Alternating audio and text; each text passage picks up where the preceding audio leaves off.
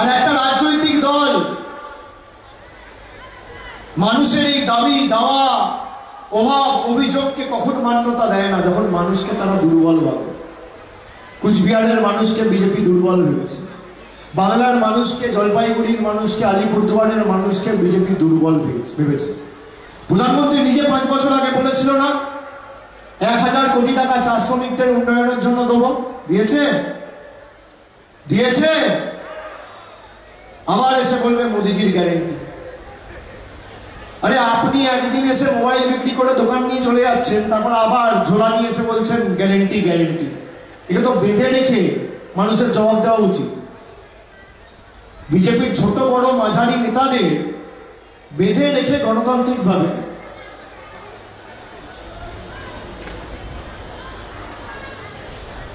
এই ছোট বড় মাঝারি নেতাদের বেঁধে রেখে মিথ্যে কথা বলার কারণ আপনি বলুন না, যদি কেউ আপনার বাড়িতে আসে, এসে আপনাকে মিথ্যে কথা বলে আপনাকে টুপি পরিয়ে একটা জিনিস বিক্রি করে দিয়ে চলে যায়, পরবর্তীকালে যদি ঝোলা নিয়ে আসে আপনি কি করবেন? কি করবেন? কি করবেন? কি করা উচিত আপনারা বলুন? জবাব দেবেন না? মোদিকে বেঁধে রাখার কথা বলছেন, হ্যাঁ? মোদিকে বেঁধে রাখার কথা বলছেন, বেঁধে জবাব চাওয়ার কথা বলছেন অভিষেক ব্যানার্জি মোদিকে, হ্যাঁ? তাই তো বললেন নাকি দর্শক?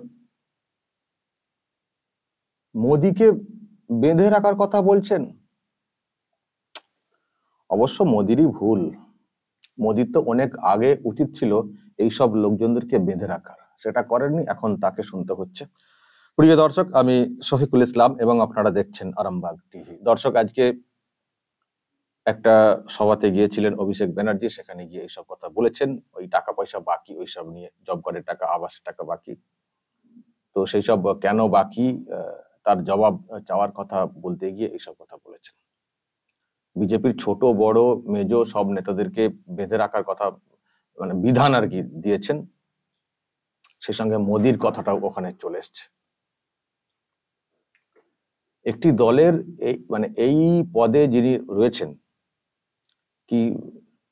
কি পদে যেন রয়েছেন, যাই হোক, সেই নেতা যদি বলেন যে বেঁধে রেখে জবাব চাইতে হবে, তাহলে ভাবুন এই কথা শুনে নিচুতলায় যারা রয়েছেন তার দলের, তারা কি করবেন। এমনিতেই জানেন যে উপরতলার নেতারা যা বলেন, নিচেদের যারা থাকে তারা বেশি বেশি করে সব কাণ্ড ঘটিয়ে ফেলেন। বেঁধে জবাব চাওয়ার কথা বলেছেন, দেখবেন হয়তো বেঁধে পেটা শুরু করে দেবেন নিচুতলাতে যারা রয়েছেন।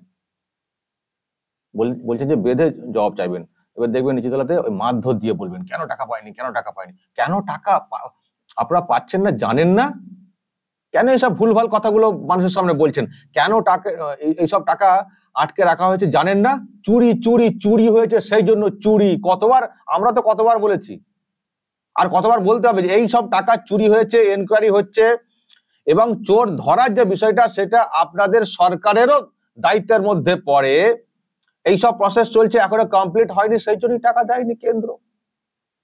এটা পরিষ্কার কথা। তো আপনি আবার কি মানুষকে বলছেন যে বেঁধে জবাব চাইতে হবে? এত ধরা বাঁধা মারধর এইসব কেন বলছেন? মারধরটা আমি জুড়ে দিলাম ইচ্ছা করে, কারণ আপনি যে বাঁধার কথা বলছেন, এই বাঁধাতে থাকবে না সীমাবদ্ধ, বাঁধতে বলেছেন ওরা পিটবে, তাতে করে অশান্তি তৈরি হবে, গন্ডগোল তৈরি হবে। আমি সাহসটা ভাবছি আপনি মোদিকে বাঁধার কথা বলছেন, যে আবার এসে বলবেন এদেরকে বেঁধে রাখতে হবে। তাই তো আমি বুঝলাম, মোদির কথা তো বুঝলাম, ছোট বড় মেজো তো বলেইছেন, এবং মোদির কথা দিয়ে শুরু করলেন, তারপরে সব মাপের নেতা নিয়ে কথা বলেন, কিন্তু প্রথমে মোদি দিয়ে কথাটা কিন্তু শুরু করেছেন, কথাটা কিন্তু মোদির দিকেও যায়। আপনার এত বড় স্পর্ধা, আপনি প্রধানমন্ত্রীকে বলছেন বেঁধে রেখে জবাব চাইতে হবে, হ্যাঁ? বেঁধে রেখে জবাব। দর্শক, আমি জানি না এইরকম এত স্পর্ধা কি করে আসে, তবে ওই যে বলছিলাম, আসলে যারা দুর্নীতিতে অভিযুক্ত, যদি তাদের বিরুদ্ধে ঠিক সময়ে ঠিক পানিশমেন্ট না হয় না, তাদের বিরুদ্ধে যদি ঠিকঠাক ব্যবস্থা না হয়, তাদের দুঃসাহস বেড়ে যায়, তাদের স্পর্ধা বেড়ে যায়, তারা অন্যদেরকে অল আউট আক্রমণ করতে শুরু করে, কারণ তারা ভাবে যে আমাদের বিরুদ্ধে কারো কিছু করার নেই, আমি যা খুশি করতে পারি, মানে এই টাইপের আর কি। যারা অপরাধ জগতের লোক, যারা দুর্নীতিতে নিমজ্জিত, যদি তাদের বিরুদ্ধে ঠিক সময়ে অ্যাকশন না হয়, তাদের গলার আওয়াজ, দুর্নীতি সব বেড়ে যায়। আমার তো মনে হচ্ছে সেটাই হয়েছে। খুব বড় বড় কথা বলেছেন আজকে এখানে। বিজেপি নাকি একটা কোন একটা বিজ্ঞাপন করেছে যে এই রাজ্যে কেন্দ্রীয় সরকার কোন খাতে কত কি সব টাকা পয়সা দিয়েছে, তো সেটাকে নিয়ে নাকি উনি চ্যালেঞ্জ ছুড়েছেন এক্স হ্যান্ডেলে, যে মঞ্চ ঠিক করুন, জায়গা ঠিক করুন এবং তথ্য নিয়ে আসুন যে 21 সালের পর থেকে 3 বছর আবাস যোজনা, জব কার্ডের কাজে কত টাকা দিয়েছে কেন্দ্র, দেখান। যদি একটা টাকাও দেখাতে পারেন তাহলে আমি রাজনীতি ছেড়ে দেবো। আমি শুধু ভাবছিলাম যে মানে আপনি নিজে বোকা না মানুষকে বোকা ভাবছেন? আপনি যেসব কাজের তথ্য চাইছেন, এ তো সবাই জানেন যে ওই খাতে টাকা দেওয়া হয়নি 21-এর পর থেকে। মানে এটা তো সবাই আমরা জানি। ওটাকে আবার কি চ্যালেঞ্জ ছুটছেন? 1 টাকা যদি দেওয়া হয় তাহলে রাজনীতি ছেড়ে দেবো, ওটা তো চ্যালেঞ্জ তো কেউ করছেন না। সবাই আমরা জানি যে টাকাটা চুরি হয়েছে, সেই জন্য টাকা পয়সা কেন্দ্র দেয়নি। কিন্তু বিজেপি কি বিজ্ঞাপনটা করেছে? যেটা করেছে সেটা হচ্ছে যে আরো অন্যান্য অনেক তো খাত রয়েছে, জল আছে, মিড ডে মিল আছে, কত খাত রয়েছে, রোড আছে ইত্যাদি। সেই সব খাতে কত কি টাকা এসছে সেগুলোর হিসেব দিয়েছে, আর কোন কোন খাতে টাকা পয়সা আটকে রাখা হয়েছে তারও ব্যাখ্যা দিয়েছে। তো যেটা আটকে রয়েছে সবাই আমরা জানি, এবং কেন আটকে রাখা হয়েছে সেটাও আমরা জানি, তো তার আবার সেটাকে নিয়ে আবার কেন চ্যালেঞ্জ করছেন? আপনি চ্যালেঞ্জ করুন ওই সবে, আচ্ছা জল মিশনে কত টাকা এসেছে, আপনি চ্যালেঞ্জ করুন ওই খাতে স্কলারশিপে কত টাকা এসছে, মিড ডে মিলে কত টাকা এসছে, তারপরে রোডে কত টাকা এসছে, ওইগুলোকে চ্যালেঞ্জ করুন না। তখন তো নিশ্চয়ই মুখের সামনে ছুড়ে ফেলে দেওয়া হবে সেসব তথ্য, কোন খাতে কত টাকা এসছে, সেইগুলো চ্যালেঞ্জ করছেন না। যেখানে চুরি হয়েছে বলে টাকা পয়সা আটকে রাখা হয়েছে সবাই আমরা জানি, উনি তাতে চ্যালেঞ্জ করছেন। চলে আসুন অমক মঞ্চে এসে শ্বেতপত্র প্রকাশ করুন। আরে যেগুলোতে টাকা আসে সেইগুলো নিয়ে কথা বলুন না, সেইগুলো নিয়ে চ্যালেঞ্জ করুন না। ঠিক জানেন যে যেগুলো টাকা আটকে রয়েছে চুরির জন্য, সেগুলো নিয়ে বলবো, তাহলে দেখাতে পারবেন না। আর সেগুলো নিয়ে দেখাতে যাবেন কেন? অন্যরা কেন দেখাতে যাবেন? সেগুলো তো পরিষ্কার হয়ে গেছে যে চুরি হয়েছে, দুর্নীতি হয়েছে, প্রচুর লোপাট করা হয়েছে, সেটা নিয়ে তদন্ত চলছে, সেই জন্যই টাকা পয়সা আটকে রয়েছে, ওই খাতে টাকা দেওয়া হয়নি। তো যেখানে টাকা দেওয়া হয়নি পুরো ঘোষণা করে দিচ্ছে কেন্দ্রীয় সরকার, সেখানে আবার তথ্য নিয়ে এত চ্যালেঞ্জ ছোড়ার কি আছে? চ্যালেঞ্জ ছুটতে হলে ওইগুলোতে ছুড়ুন, যে বাকি যেগুলোতে টাকা পয়সা আসছে আর চুপি চুপি পকেটে পুরে নিচ্ছেন, মানে রাজ্য সরকারের পকেটে, জানি না সেখান থেকে আর কার পকেটে যাচ্ছে, সেগুলো নিয়ে চ্যালেঞ্জ করুন না। তবে তো বুঝবো যে 1 টাকাও আসেনি, তবে তো বুঝবো। জিএসটির টাকা টুক করে নিয়ে নিচ্ছেন। এই কদিন আগে তো মিড ডে মিলের টাকা দিল না, আরো কোন কোন খাতে টাকা দিয়েছে। টাকা আটকালে তো সব খাতেই তো টাকা আটকে দেওয়ার কথা, কিন্তু কেন্দ্রীয় সরকার সেটা করছে না। যেমন মিড ডে মিলে প্রচুর দুর্নীতি, কিন্তু ওখানে টাকা আটকাচ্ছে না, কারণ যেহেতু এটা হচ্ছে মিড ডে মিল, এটা খুব সেন্সিটিভ একটা বিষয়, বাচ্চাদের খাবারের বিষয়। এরকম অনেক খাত আছে সেখানে টাকা কিন্তু আটকে রাখা যায়, সেখানে প্রচুর কারচুপি রয়েছে বলে সামনে এসছে। কিন্তু সব খাতে টাকা আটকে রাখা হয়নি। কিন্তু এই আবাস এবং জব কার্ডে এত দুর্নীতি, এত ভুয়ো কার্ডে টাকা পয়সা উঠে গেছে, এবং আবাসের টাকা মানে সব যাদের পাওয়ার কথা তারা না পেয়ে, তাদেরকে না দিয়ে সব বিল্ডিং যাদের রয়েছে তাদের বিল্ডিং আরো বৃদ্ধি করা হয়েছে। সেই খাতে যেভাবে টাকা পয়সা দেওয়া হয়েছে, সেই সব তথ্য যেভাবে সামনে এসছে, সেক্ষেত্রে কেন্দ্রীয় সরকারেরও একটা এখতিয়ার আছে এইরকম কিছু হলে টাকাকে আটকে রাখার। আবার এই এখতিয়ারটা কিন্তু এই সরকার চালু করেনি, আগে সরকার এটা একটা জায়গা করেছিল যে যদি কোথাও দুর্নীতি হয় তখন কেন্দ্রীয় সরকার টাকা পয়সা আটকে রাখতে পারে, সেই বিধানেই কিন্তু আটকে রাখা হয়েছে। যদি সেটা অনিয়ম হতো, নিশ্চয়ই আপনারা এতদিনে সুপ্রিম কোর্টে গিয়ে হত্যা দিয়ে পড়ে থাকতেন। আপনারা কোর্টে যেতে পারেননি মানে আপনারা বোঝেন যে টাকা আটকে রাখার ক্ষমতা আছে কেন্দ্রীয় সরকারের, যদি দুর্নীতি বিষয়টা সামনে আসে। সেই জন্য আপনারাও কিন্তু সুপ্রিম কোর্টে যাননি, শুধু ওই মঞ্চে ফুটানি মারছেন, চ্যালেঞ্জ ছুটছেন, আসল জায়গাতে চ্যালেঞ্জ করছেন না। যেখানে আপনাদের ছোট ছোট বিষয় আপনারা সুপ্রিম কোর্টে চলে যান, কিন্তু এইসব নিয়ে সুপ্রিম কোর্টে একবারও কিন্তু আপনারা চ্যালেঞ্জ ছুটতে যাননি। কেন যাননি? ভাবছেন মানুষকে যা বলছি সব শুনে নেবেন, তাই না? আমাদের মনে হয় আর কোনো বোধ বুদ্ধি কিছু নেই, না? যা বলবেন সব বিশ্বাস করে নেবো, আর উল্টো পাল্টা বিষয়ে চ্যালেঞ্জ ছুটবেন, ওটা কি আমরা সত্যিকারের চ্যালেঞ্জ হিসেবে ধরে নেবো। আসলে ওই চ্যালেঞ্জ গুলো হচ্ছে মানে কি বলবো, পাশ কাটিয়ে চলে যাওয়ার চ্যালেঞ্জ, পাশ কাটিয়ে চলে যাওয়ার চ্যালেঞ্জ।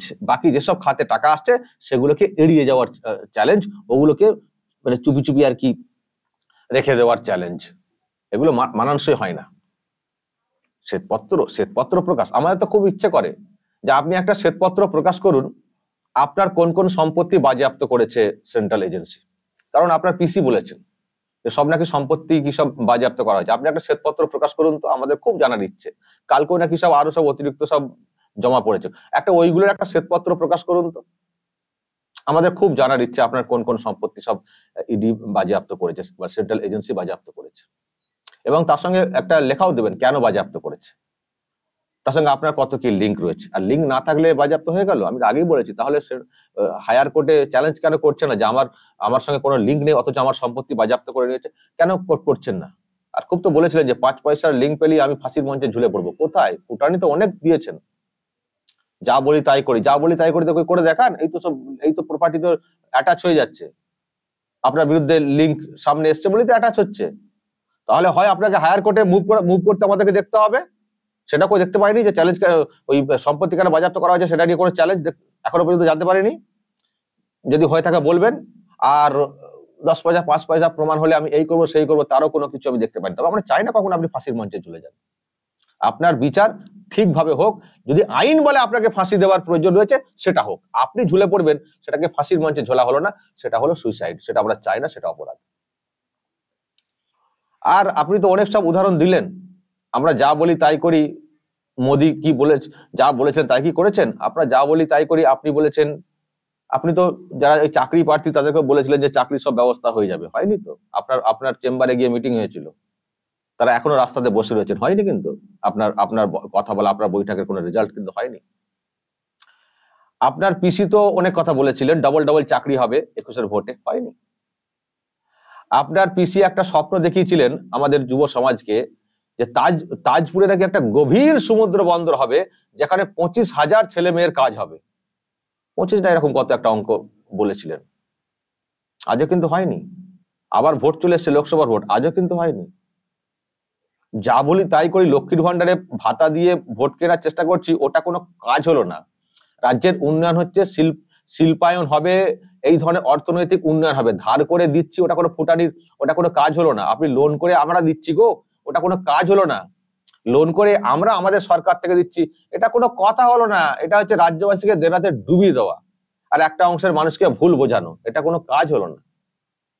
তবে আমি একটা কথা বলবো দর্শক, আমি এটা নিয়ে আমার একটা উষ্মা রয়েছে এই মোদী সরকারের প্রতি।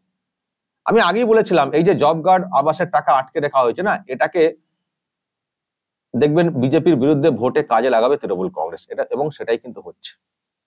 আমি বলেছিলাম যে এটা বিজেপির পক্ষে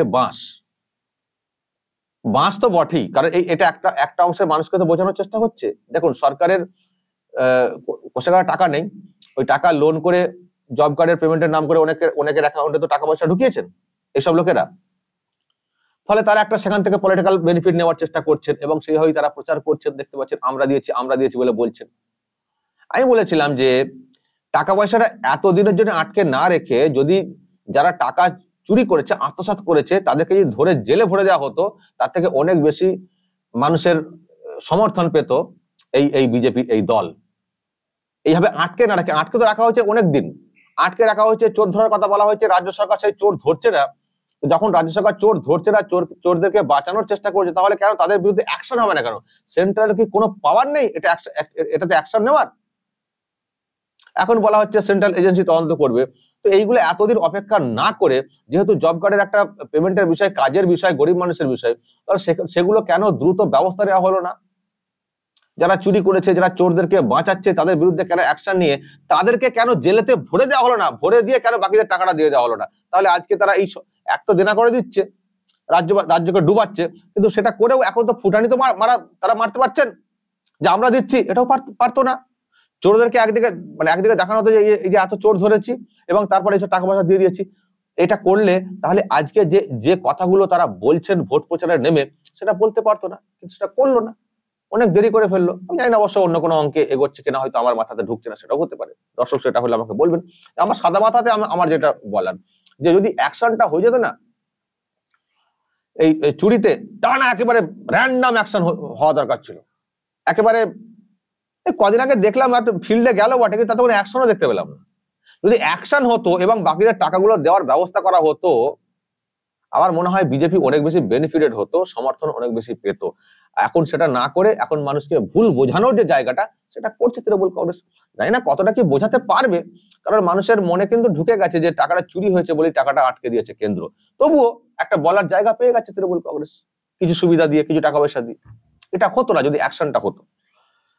ফলে দর্শক এখন তারা তো এইভাবে প্রচার করছেন, কিন্তু সেটা করলেও এইভাবে যে একেবারে বলবেন শুরুতেই, যেটা আপনারা শুনলেন যে বেঁধে রেখে, মোদির কথা বলতে বলতে বেঁধে রেখে জবাব চাওয়া উচিত, তো মোদিকেও বেঁধে ফেলার কথা বলছেন। হ্যাঁ দর্শক, যদি এসব নিয়ে আপনাদের কিছু বলার থাকে অবশ্যই বলবেন, কমেন্ট বক্সে নজর রাখবেন। আরামবাগ।